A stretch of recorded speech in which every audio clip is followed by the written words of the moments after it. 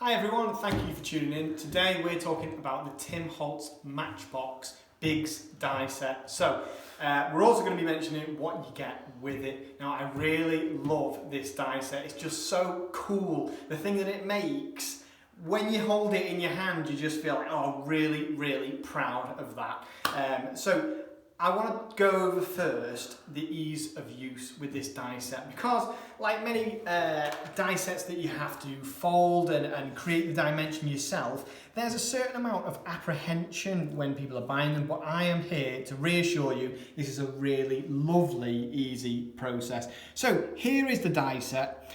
You can see here we've got all these grooves in, but let's cut it so we can see what we're working with.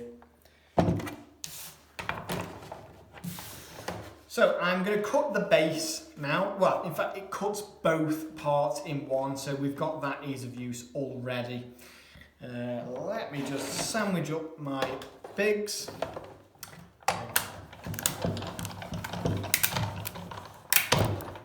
There we go. So one run through the die machine, and you have everything you need to create this box die. So we've got these two parts here. Now, if I zoom in close here, we can see that we've got these embossed lines that are meant for folding along. So I'll do that now with this part here, and then we'll go over the other part, which is the actual matchbox itself. This is the matchbox cover. So I find the embossed lines. I'm going to fold each of them in. Now, you might choose to use a surface or an edge, should I say. Maybe something like a ruler or even the edge of your cutting plate. But you don't really need to, because the embossed lines are perfect. They create these lovely folds here. And this is ready to stick together. But I'm not going to stick this one together because I want to show you how I'm using two different colours now.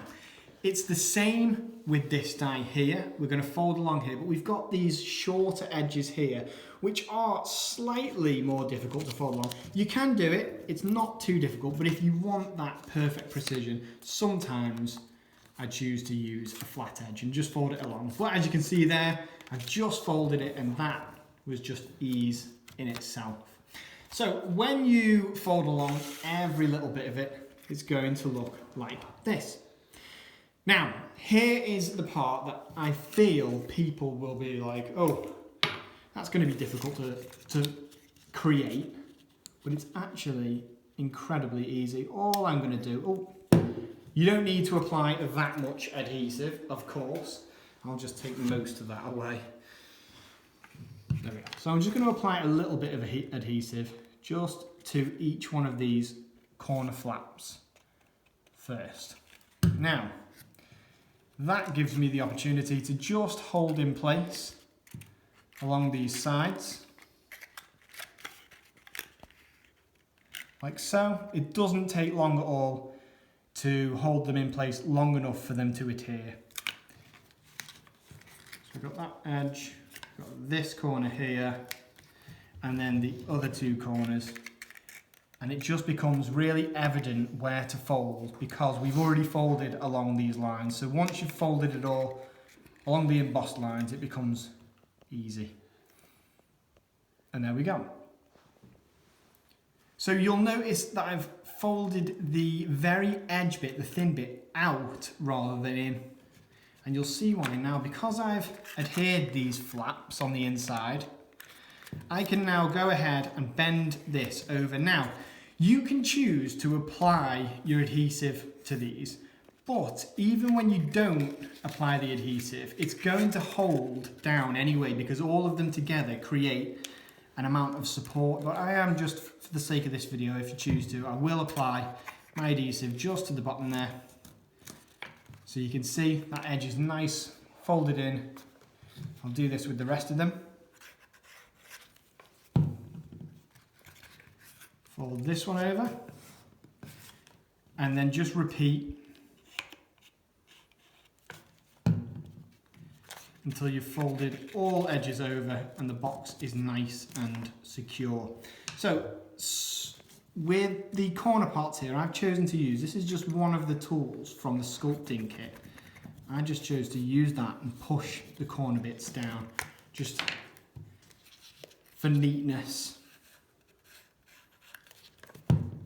And there we are. So how easy was that? Now that has created the actual container portion of this die set. And remember that this was all just one cut through the die machine. How incredible is that? Now you can do any effect you like to this before you fold it. If you need it to be flat, you can do some inking, you can do some stamping, which I'm going to show you in just a sec. But I mentioned the differences in colour. Now I am going to run this through the machine one more time.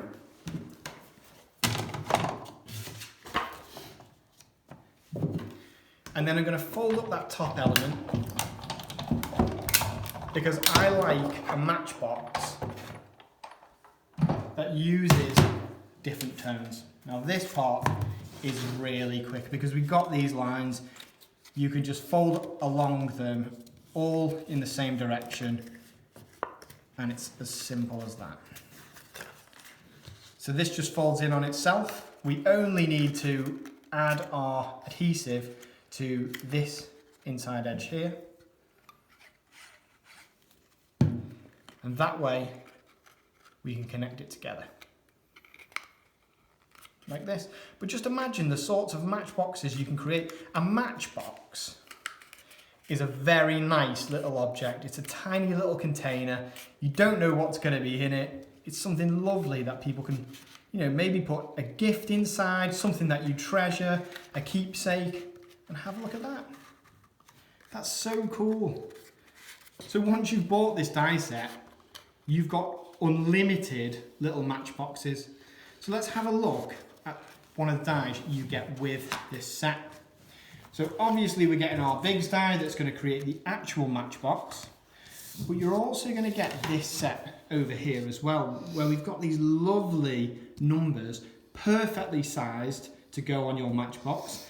They look great when stuck down and say used with maybe some luster wax or maybe some brushed paint or anything. You can choose any material or any card material, as it is a thinlit, to cut out from. Now, you've also got these lovely circular edge pieces here. So these are the perfect size, along with the numbers, sorry. These are the perfect size to fit with your Tim Holtz small dimensional domes. So that's another aspect to these matchboxes. If you decide to create something really cool, you can use those domes with these cut out pieces. So this die set is going to come with it, and that is just a fantastic product altogether. Let's have a look at some of the makes I created earlier. Now I mentioned those domes. I mentioned inking and stamping. This one has just been made using some distress inks. I think I used some walnut stain, maybe it was vintage photo. Around the corners and the edges, I stamped using some Tim Holtz Ranger stamps, but I cut my little aperture for my dimensional dome with a bit of our luster wax. So that's Sizzix luster wax here.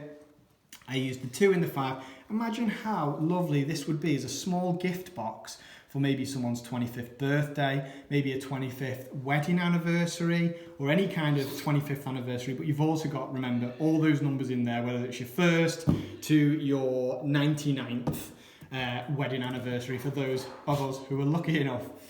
So that's just one make. How about this? I have used the box with an embossing folder here. Now, all I've done is I've created this in the same way, but before I connected the edges of the outer layer, I rolled it through with an embossing folder, and I just applied a little bit of our gold luster wax.